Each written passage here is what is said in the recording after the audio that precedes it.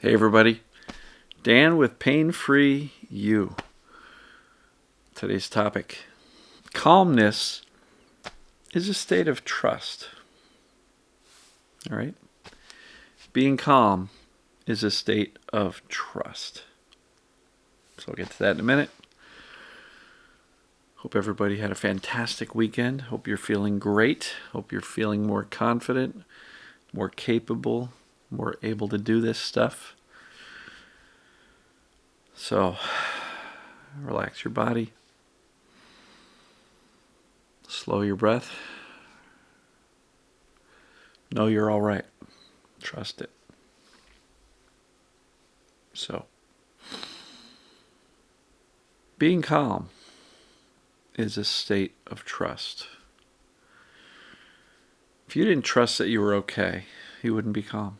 You'd be scared, you'd be frightened, you'd be anxious, you'd be nervous, you'd be doing the what if routine, you'd be thinking catastrophically because you don't trust that you're going to be okay. And I get it.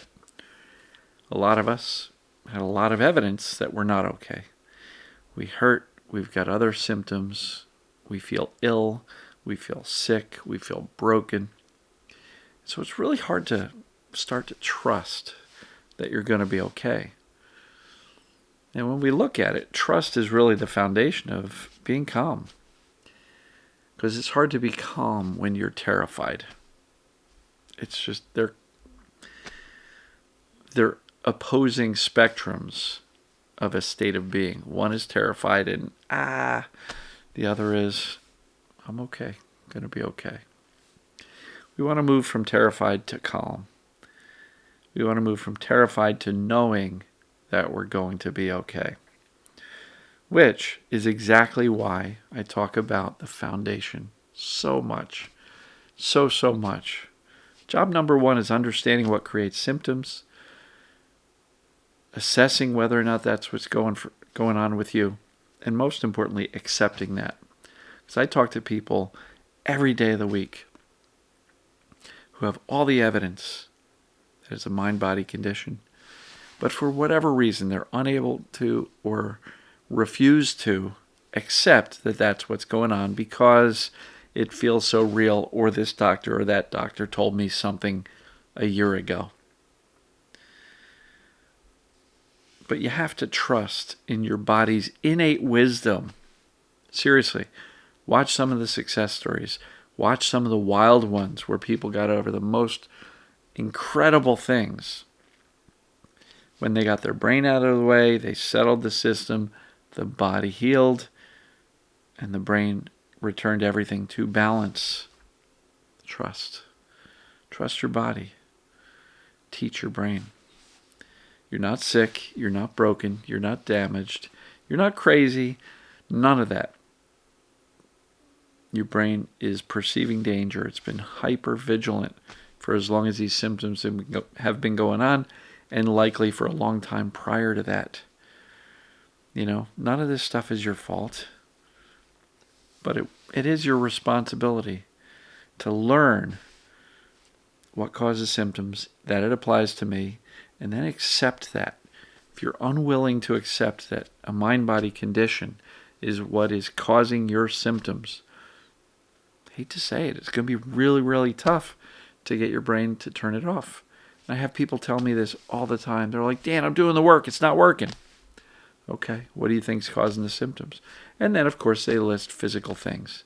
I'm like, you're telling your brain it's physical, and your brain is behaving as if that's true, and you're saying, but the somatic tracking, or the journaling, or the meditation, and the breath work, none of it's working. I know what TMS is. But you haven't yet accepted the truth that perceived danger, mind-body, TMS if you like, is the cause. The cause, not involved, the cause of your symptoms. And if you're not on board with that, get on board with it. Because deciding to stay in doubt is deciding, not intentionally, but deciding to delay recovery. Deciding to stay questioning and worried, and maybe the doctor's missed something, is literally deciding to postpone recovery. I'm not saying you're doing it on purpose, but the downstream result is that a brain in doubt will stay highly vigilant and likely keep the false alarms going, because its job is to keep you safe and alive. And if it thinks you might be sick or might have a problem with your physical body, it's going to keep the alarms on to keep you safer, to protect you. So it is your job to do the upfront homework, the foundational work. Go to dansfaststart.com, where, watch the first several videos introducing PDP, PDS, perceived danger symptoms. Watch it over and over again. The brain's job is safety and survival. Perceived danger will turn on symptoms. Perceived danger will increase the severity of symptoms. For those people who say, I don't know, I don't think I can do this, don't predict your own demise. Yes, you can. I just did a video yesterday saying, if you have a mind-body symptom, if you have a mind-body symptom, you can get well. Everybody with a mind-body symptom can get well, because by definition, you're not broken, you're not sick. We just have to trust and teach the brain that you're actually okay. So I don't mean to minimize any of this, because I know how severe things can be. And I know how deeply despairing this entire process can be. And I know how the ups and downs and sideways can really throw you for a loop, mentally and emotionally and physically. You might be doing well, and all of a sudden, out of the blue, for no apparent reason, symptoms jumped. But sometimes when symptoms start to increase and we panic, then they jump. But sometimes they start creeping up a little bit. Other times they just jump. I'm not saying it doesn't happen that way. But invariably, a lot of times when symptoms came out of the blue, there was a lead up. And the more fear we had because the symptoms are going up, the more fear we had.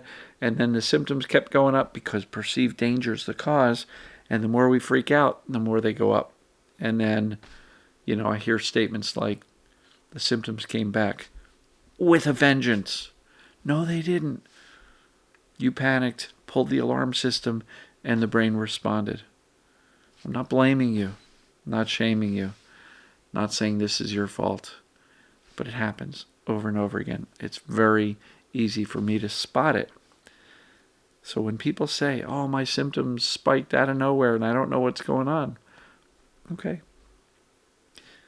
What were your expectations? And 2, how did you respond when symptoms started going up? Oh, I was worried about doing this thing.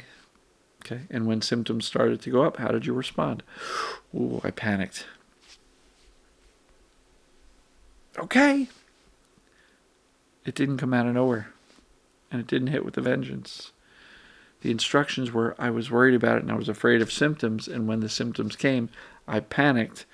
Didn't hit with a vengeance. You just instructed the brain to turn up the volume on the smoke alarm, the false alarm, and the brain did exactly what it felt was necessary based on their perception of danger. So, being calm is a state of trust.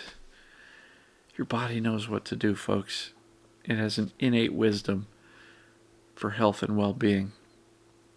And yeah, I get it, that sometimes the whole system can kind of get shook and out of balance. But trust that this miracle of the human body knows what to do. Get the fear out of it. It's never beneficial to panic.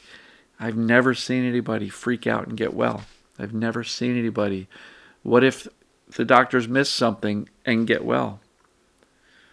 The people that get well and get well the fastest are the ones who understand the cause of symptoms, know it applies to them, make a firm decision that, yep, this is me. And the 4th fundamental, I can do this. Just watch me. Right? Because if you're the type who says, I know all this stuff, but it's not working and I'm too anxious, so it's not going to work for me, don't predict your own demise. Please don't. That's not serving you. And unfortunately, the brain believes what we think and say most often.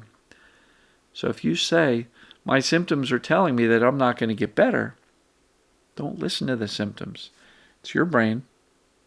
You can teach the brain what you want it to believe. Make the story one that supports you, not the story that says, I'm not going to get better.